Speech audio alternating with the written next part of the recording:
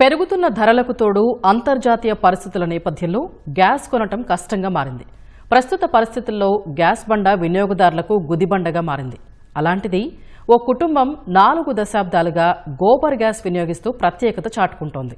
అంతేకాదు తామెప్పుడు గ్యాస్ కష్టాలు చూడలేదని చెబుతోంది. ప్రస్తుత రోజుల్లో గ్యాస్ సిలిండర్ దొరకటం కష్టంగా మారింది.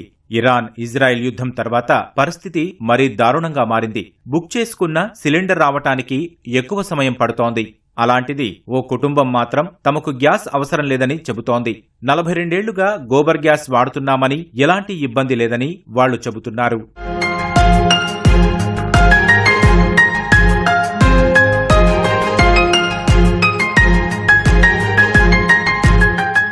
నెల్లూరు జిల్లా సంగం మండలం దువ్వూరు గ్రామానికి చెందిన వెంకట కృష్ణారెడ్డి 42 ఏళ్ల క్రితం గోబర్ గ్యాస్ ఏర్పాటు చేయించారు. 1983లో అప్పటి ఎన్టీఆర్ ప్రభుత్వం గ్రామీణ ప్రాంతాల్లో గోబర్ గ్యాస్ తయారీని ఒక ఉద్యమంలా ప్రోత్సహించింది.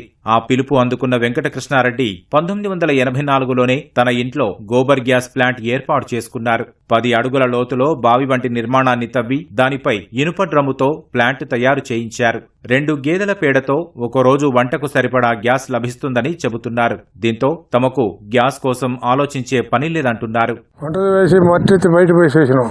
వాళ్ళు కింద నుంచి సిమెంట్ కంకర కింద అడుగున వేసేశారు. చుట్టూరు గోడ కట్టుకొని వచ్చేసారు. ఇటుక రైతు అంతా గవర్నమెంట్ సబ్సిడీ. వాళ్లే పలానా డ్రమ్ము పలానా ఆయనకి అని చెప్పి రాసేస్తారు పేర్లు. మేము టాటర్ చేసిపోయి వేసుకొని చేసి పెట్టేసాను. పేడ పోసేకొంది గ్యాస్ వస్తుంటది. మాకుండేది ఒక బర్రె ఒక దూడ.